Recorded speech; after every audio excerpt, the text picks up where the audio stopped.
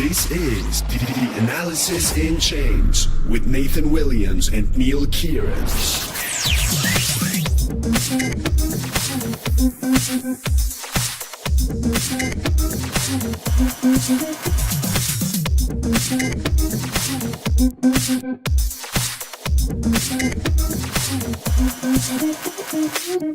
Welcome to Analysis in Chains by CryptoNews.com, your daily source for all things crypto. I'm Nathan Williams. Joining me today is not Neil, as he is in a family way. Unfortunately, Neil will not be joining us. You are stuck with me. Neil, we wish you all the best as you enjoy your family at this time. I want to talk a little bit with you today about trade-offs. I notice just in my life, in dealing with startups, that it is not actually all that common to think of things in terms of problems to be solved. Okay?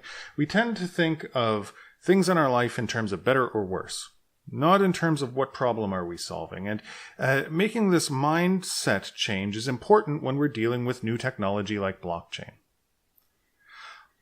I'll give you an example. If you apply for a job, I've talked to a lot of people who apply for jobs. They think, okay, well, how can I get this job?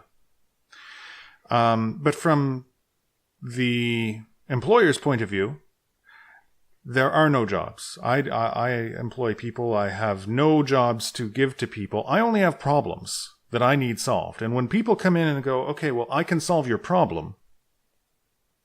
You know, I can design your website. I can get you new customers. I can make sure you're compliant with all the local laws. Then they end up getting jobs. It's not like I go out and say, well, I need 5 engineers and 3 graphic designers and 2 lawyers. No, it's the complete other way around. And thinking of things in terms of solving problems helps you get ahead. Now, the reason I bring this up is that when you're dealing with blockchain, a lot of people, they don't fully understand it. You find that people will talk about different coins, about being excited as to whether the money, the value is going up or not, whether they make money on it. And often when you're dealing with base level protocols like Ethereum, Bitcoin, or now EOS, or others, you'll not always know why they exist. And so from my point of view, the question is always, what problem are they solving? What are the trade-offs? Because everything in life comes with a trade-off. There's nothing it's very rare that you get something that's wholesale better or wholesale worse. So this is what we have to look at.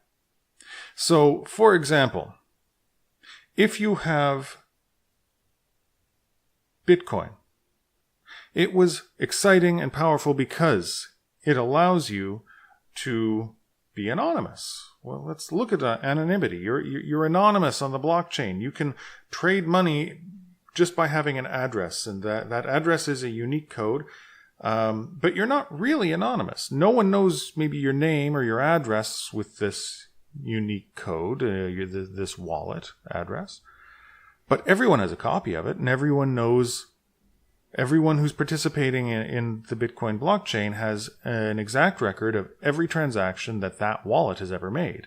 And with enough metadata and enough looking at real-world transactions that line up with that wallet, maybe they can find you. So if you've ever purchased drugs on the internet using Bitcoin, it may come back to haunt you one day. And so then people say, well, what if you had a completely private coin? What if you, for example, used Monero, where they have a way of mixing transactions to keep the exact transactions private? Well, you're trading something off now, aren't you? You're able to be completely private, and people won't know if you've purchased drugs on the internet. And at the same time, it makes it easier to do money laundering for larger crime entities. And so Is that a trade-off we're willing to make? Well, in some cases, yes. In some cases, no. But these are the things that we have to keep in mind. What problem are we solving? Are we solving the problem of making sure nefarious organizations don't get access to our private data? Or are we solving the problem of making sure nefarious organizations can't remain under the covers? I bring this up because one of the problems that people have been working hard to solve is the throughput of blockchain. Okay, so if you've been following at all, you know, and you know a little about the history of what blockchain is, it's designed to be slow. By keeping computers slow, you can actually have security. You're trading off speed for security. And so Bitcoin, you have a new block of transactions made every 10 minutes, and everyone in the system who's participating in the mining process, what they're doing is actually securing that block of transactions. And it takes approximately 10 minutes to secure a block of transactions. Each block has 4,000 transactions in it, and so therefore you have 7 transactions a second. If you want to speed this up so that you can actually do more with it, you know, like if you want to be like Visa or MasterCard, you need 100,000 transactions a second, so that's a few orders of magnitude more than 7.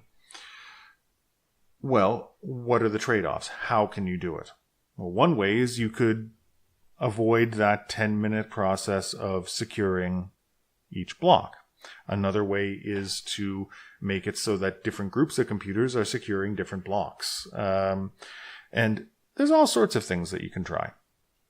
Each one of them will come with different trade-offs depending on which problem that system is built to solve. And there's not going to be a magic bullet solution that solves all of them. This is the important thing to keep in mind. Why do I bring this up? Because you may have noticed in the past little bit that EOS has been in the news. EOS is a new competitor for Ethereum. They really want to replace Ethereum as sort of the new blockchain protocol that incorporates smart contracts, but is much faster. They've claimed somewhere between 20 and 100,000 transactions per second. And the way they've done this is by changing the consensus algorithm. They've changed the way they secure their blocks. So instead of doing proof of work, they do what's called delegated proof of stake. It's the same algorithm that NEO uses in China. So if you've got a delegated proof of stake, essentially, I'm not an expert in this, but essentially with most proof of stake, you have certain nodes that have staked or frozen a certain amount of cryptocurrency. Okay? So this means that the cryptocurrency is stored on the blockchain. It can't be moved, and that gives whoever has done that the right to validate transactions and make certain decisions or participate in making certain decisions on the system. So you get a right to vote if you're a landowner, basically. You know, you get a right to vote if you're a stakeholder. And all right, well, I mean, the obvious thing is that this is good. You now have fewer people making transactions and a much more streamlined process. So you can do 100,000 transactions a second, and it isn't one organization making the decision. You've got anyone who's willing to stake money being able to make that decision. And so theoretically, because they've staked money, they've got a vested interest in making sure the system works well. But it comes to trade-offs. And one trade-off is, you know, these entities who make the decisions, if there's only, say, 20 of them, or 21, I think is the number. Well, they could collude in real life and say, well, we're going to manipulate the amount of coins being made or key decisions on the platform. And so that's a danger. And the question is it a danger worth having? That's the exact same thing that exists in in the fiat financial central banking system. You've got one entity or one group of entities, like central banks of different countries, that make decisions on monetary policy in order for whatever factors they consider important, which may be benefiting some people more than others. And that's just something that we have to decide. Is it worth it? And that will be the question that comes with EOS. Is it worth having this delegated proof of stake in order to have the scalability? And can they deliver? That's the other thing.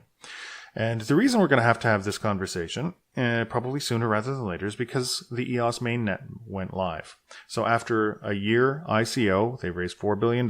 They've positioned themselves as a competitor to Ethereum. And now their mainnet has gone live. And they've given grants to people who want to develop their app on EOS instead of on Ethereum.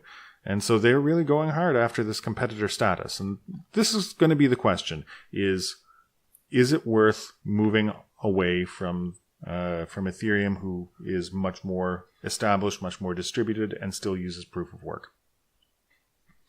So, trade-offs.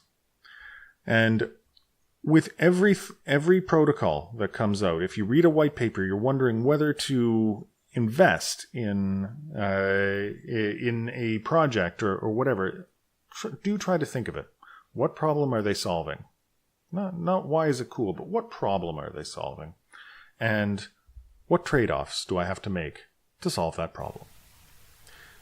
So, before we sign off, a couple of quick announcements. First of all, the Blockchain Unpacked Meetup Berlin will be coming on the 21st of June at 7 p.m. at Impact Hub Berlin. I'm going to be there in person interviewing Aaron Wegener, the COO of MCX, Machine Exchange Coin. That will be amazing. And on the very same day in San Francisco, California, USA, will be the Blockchain Unpacked Meetup San Francisco with our local leader, Frank Chen.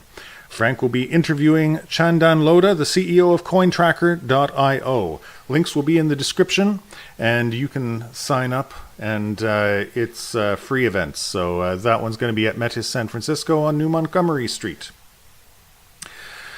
Also wanted to let you know things are going really well with MindSpider. I've had a week of meeting all sorts of exciting people in North America last week, and now I'm going to be going into London to pitch MindSpider at London Tech Week. We're going to be at Excel at 11:30. Or for Project Kairos, we're going with Berlin Partner. That's very exciting. Thank you very much, Berlin Partner, for the booth and the pitching opportunity, and Project Kairos for making that happen. And we've also been selected to head to Montreal. I just came from there. It's kind of funny.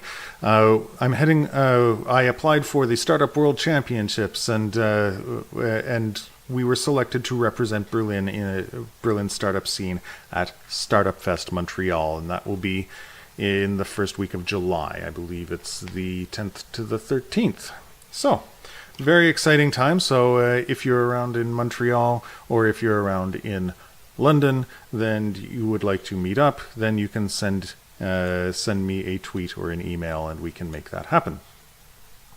All right, everybody. I hope you have a good week. Until next time, keep on hashing.